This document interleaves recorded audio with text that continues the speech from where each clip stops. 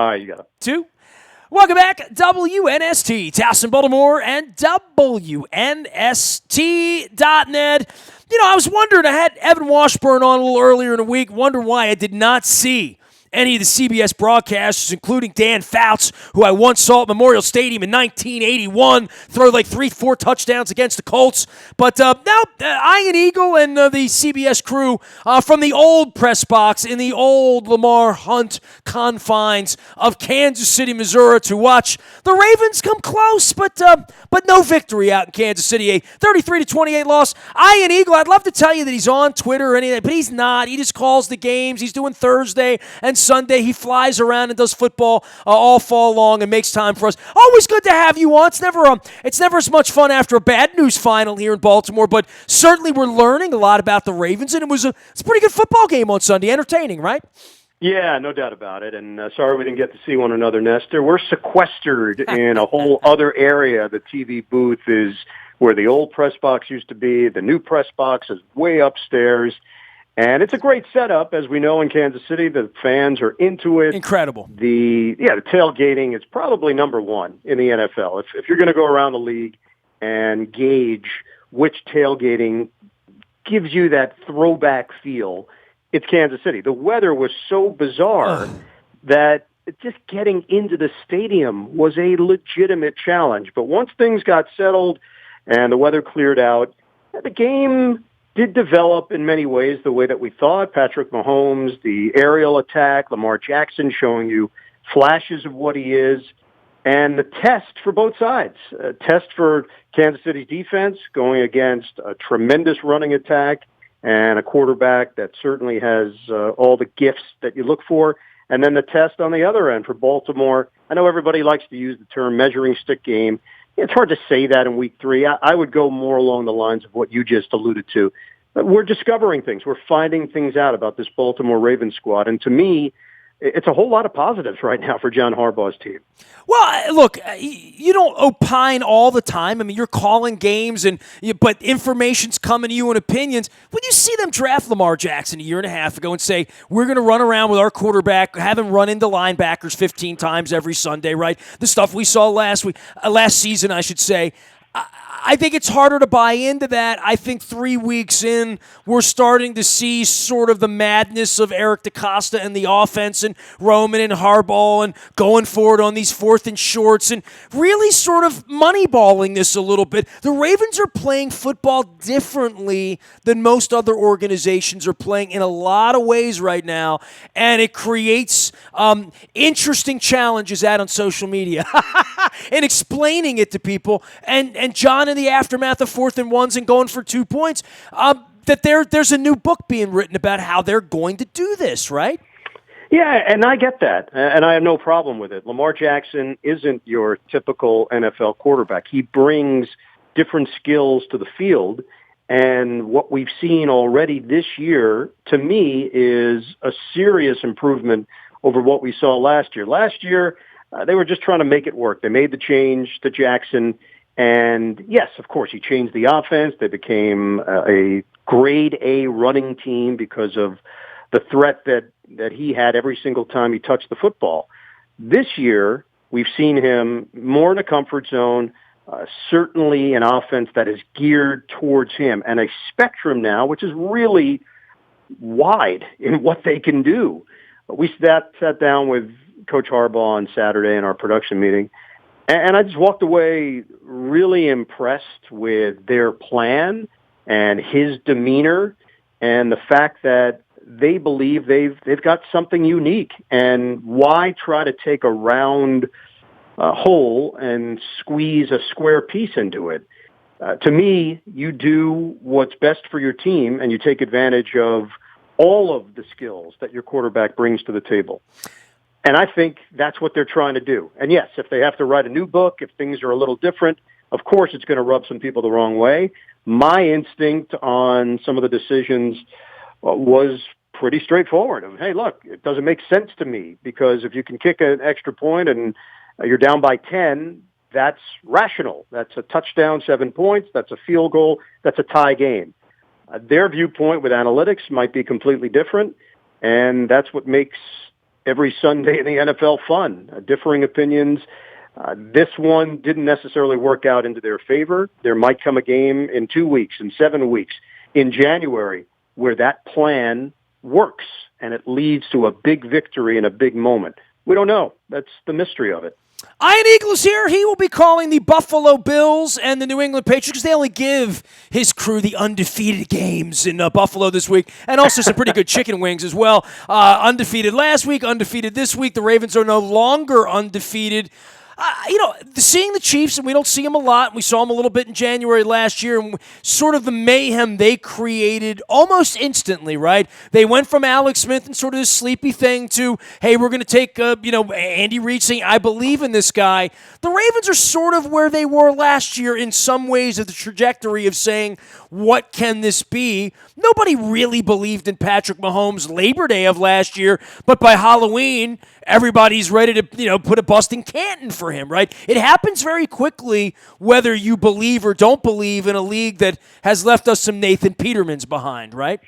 Yeah, and the part that you never know, Nestor, is the part that the fan and, by the way, the broadcaster and the talk show hosts and the writers can't see. What's happening behind the scenes? What kind of leadership ability? What kind of desire do these quarterbacks have? Do they want to be the best? Or is it, hey, I made it and I'm just trying to get through the day. I'm just trying to figure things out. I'm just trying to process.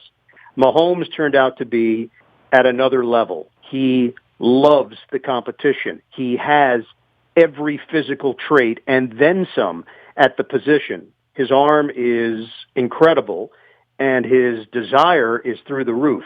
I think Andy Reid is having the most fun he's ever had, and that's saying a lot. Andy Reid has coached some really good football teams, some talented players through the years between Philadelphia and Kansas City.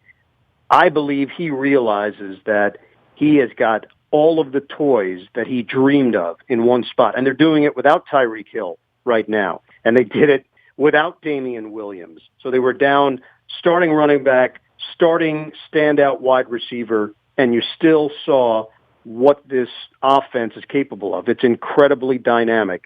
But yeah, you're right about the opinions on QBs. It goes up and down. I did their first game last year with Patrick Mahomes making his first official start as the everyday quarterback. He made a start at the end of the previous season in Week 17 when Kansas City had already wrapped up their position in the playoffs. This was the first time he had been given the keys to the car, and he went out against the Los Angeles Chargers and dominated the game. It was an indication of what was to come. MVP year.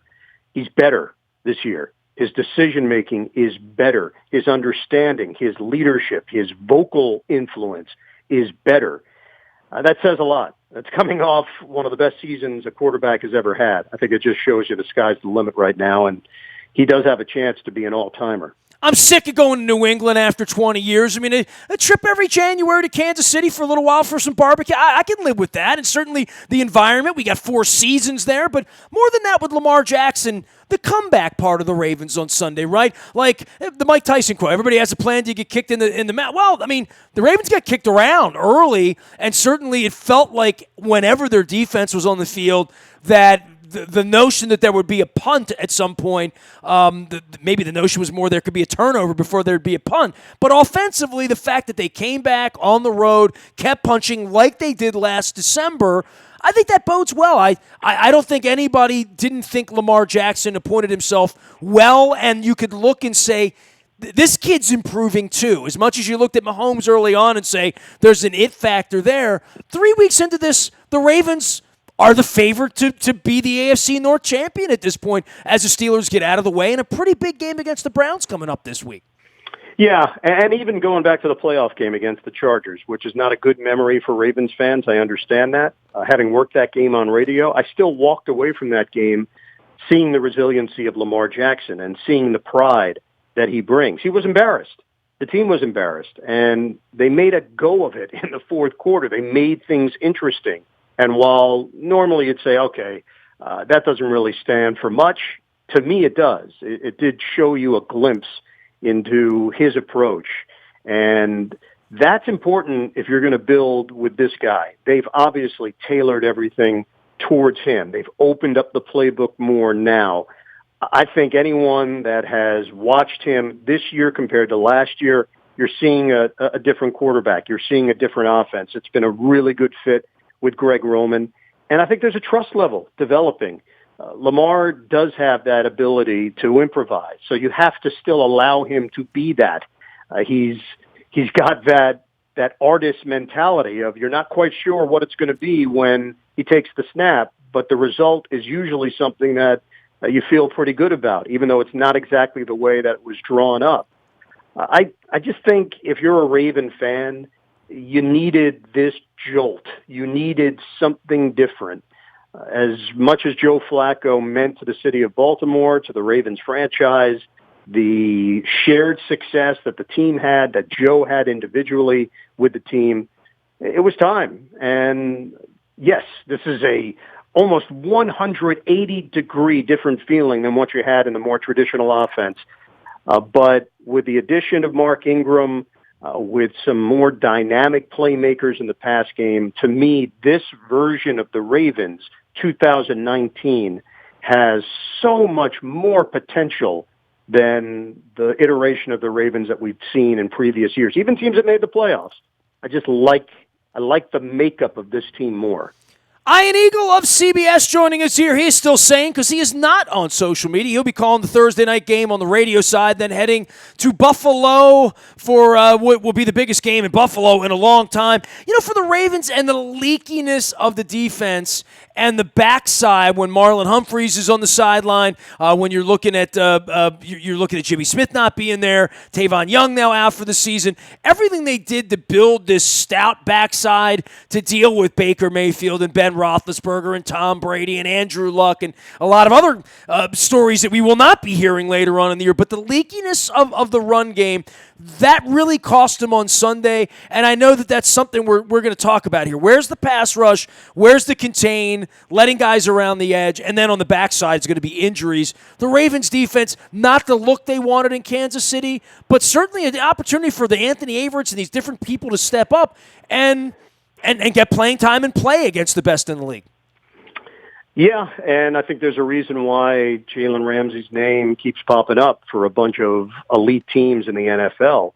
It's still an area of weakness for teams that are considered Super Bowl contenders. It's a tough position to fill. There's a reason why you pay lockdown corners the kind of money that they're making these days. That's a certain level of understanding in the league that that position is hard to find. The Ravens have tried.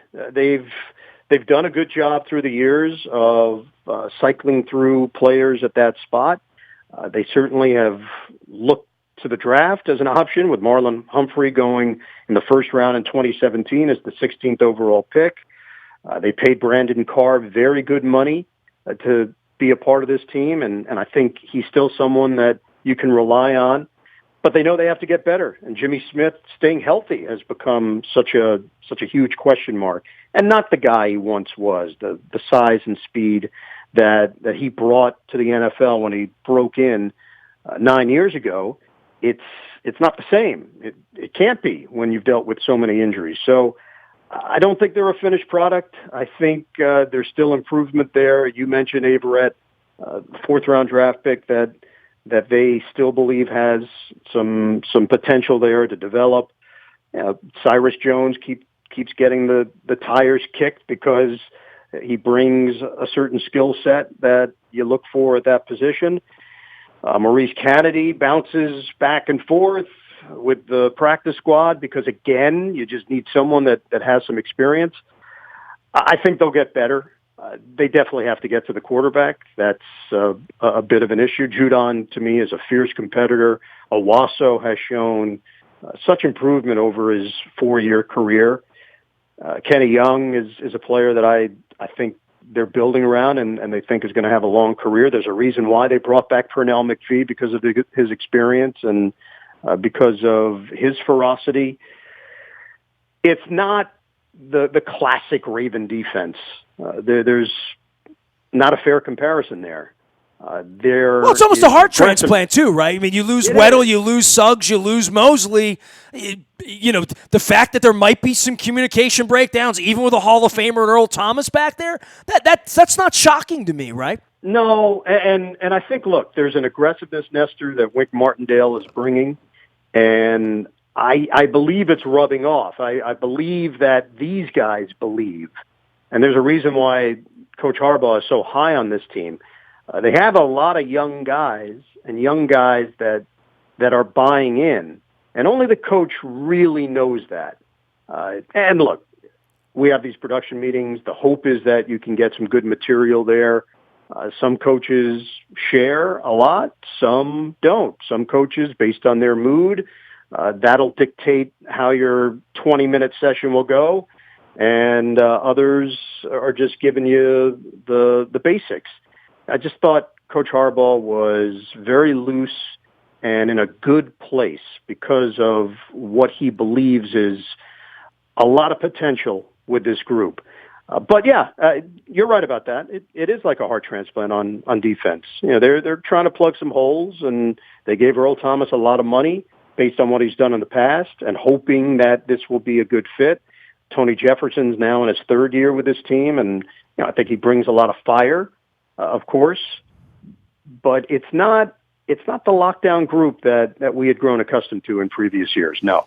Here come the Cleveland Browns, Super Bowl contenders. 6 months, every conversation I was in, and if I had you on at any point, I'd say, we all know the Browns are going to Miami Beach, right? That was sort of the inside joke, and I said, I wonder what's going to happen by week 4 when they roll in here, where the Baker machine's going to be, and the Kitchens thing, and the OBJ and all that. 1-2, limping in, Ravens going to be a favorite. Ravens are a favorite now in the division. Roethlisberger out of the way. Bengals no factor. Ravens have the 1-2-3 now. Browns, Steelers, and Bengals. This is really a chance to put your... And the Ravens are never that runaway team, right? They're always chasing the Bengals, always chasing the Steelers. This is the one year where I look up and say, can we be 5-1? Can we be the runaway team this year? This is where that has to start this week. Yeah, it's hard to gauge with Cleveland because you looked at what they had on paper and you thought, oh man, if this thing really hits, this could be fun. But the bumps along the way and the fact that it's a new head coach, that Freddie Kitchens hasn't done this before, and he's facing things that he hasn't faced before, and being out front and being the face of the team is different. Baker Mayfield, so much success as a rookie. The success did not translate to the playoffs, but it translated to this general feeling that this team is headed in the right direction. You go out, you get one of the most electrifying wide receivers in the NFL, but you got to get the ball in his hands in order to make that electricity work. And Odell Beckham, I'm sure there's personal frustration as well. The running game, which we heard was ready to really take the next step, has not. Defensively, they've dealt with a bunch of injuries early on.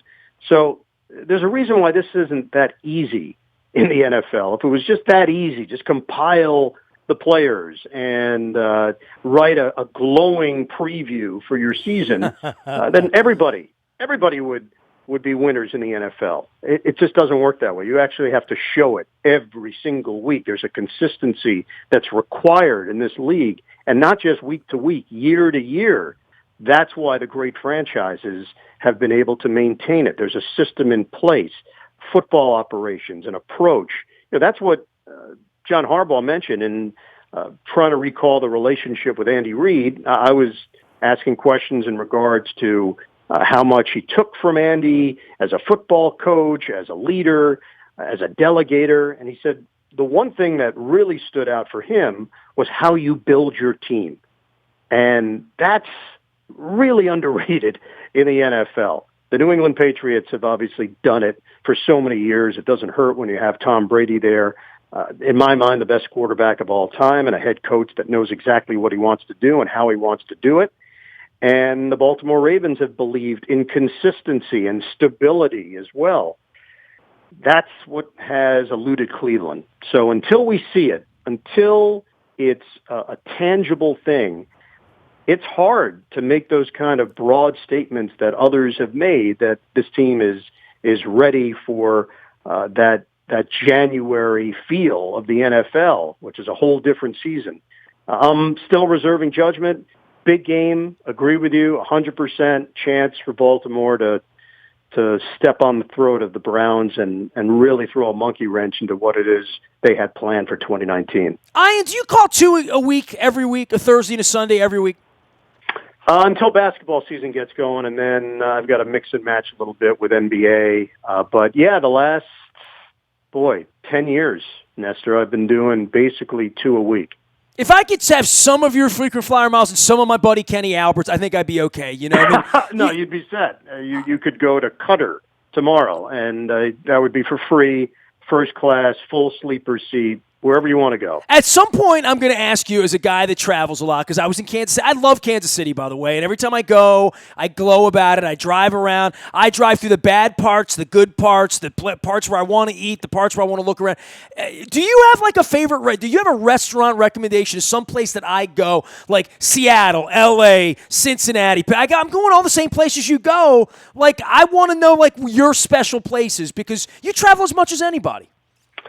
Yeah, you know the crazy part, Nestor, when you actually take on these assignments, you have to do the game. But you don't go get a sandwich someplace special you like, or of course. Have a coffee house somewhere in Charlotte you like, or just something. Yeah, it's not as glamorous as some people would think. Why make it more glamorous then? I travel more glamorously than you do. You do. But for me to squeeze in all these assignments, and I'm certainly not saying this as a complaint. I'm saying it as quite the opposite. I'm really fortunate that I get these gigs and I get to fly all over the place and call some great sporting events. But it means that you don't come home and barbecue like I did, is what you're telling me. Cut into the social time in order to actually be prepared and do these games and be 100% ready when you go on the air. It does mean that I close the shades to my room and I lock myself in and bury myself in the notes and the preparation and the rosters and the depth charts. And then once the NBA starts, the statistics and college basketball, it's all great stuff. But I think that part of the job for me probably has not been in the equation for about 15 years. All right, you know the way from the airport to the facility. All right, I get it.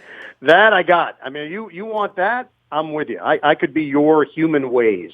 All right. Well, maybe one day I'll be like, your food Sherpa or something. Just follow around and be your assistant, and maybe, I don't know. I mean, you've got people like that, Ian Eagle. You're going to need them in Buffalo this week for your travels. Thursday night call in the Thursday night radio game, and then, of course, on Sunday with our pal Evan Washburn of Baltimore, Maryland, as well as Hall of Famer Dan Fouts. Hey, you call all the big games, so I'm assuming we'll be seeing you a lot this year. Yeah, I hope so, Nestor. I look forward to it. Ian, a pleasure. Ian Eagle joining us here, always good to us, and always good with some analysis in the aftermath, but no restaurant recommendations. He leave that to me. So next time we're in Kansas City, I'll make sure Ian Eagle gets barbecue. I'll bring it right to the press box for him, as well as some cornbread if he likes that sort of thing. You got to go with the cheesy corn, probably with the baked beans, and it's Kansas City. Why not get like some carrot cake to go or something? Nasty at WNST.net finds me. I'm around all week long getting ready for the land of Cleve. We're putting Brian Billick into the Ring of Honor this week. Lots and lots of Super Bowl 35 connections. Marvin Lewis, Jack Del Rio, Mike Smith, Mike Flynn. Lots of dignitaries and celebrities and guys with a Super Bowl ring on the program this week. None from Cleveland this week, though. But we will have some Cleveland broadcasters this week. Penn State getting ready for the Maryland game on Friday night. Maritime Magic this week. Baltimore Positive this week. Taking it back out to Catonsville with Howard County Executive Calvin Ball. You can hear mayoral candidate Brandon Scott and current Baltimore City Council President at Baltimore Positive, as well as out in the buyatoyota.com audio vault. You can find me anytime, anywhere, out on Facebook, Twitter, LinkedIn, Snapchat, Instagram, probably with barbecue somewhere stained on my bib from Kansas City, Missouri, where the Ravens fought valiantly, but alas, are 2-1. I am Nestor. We are WNST.net, AM 1570, and WNST, Towson, Baltimore, and we never stop talking Baltimore sports.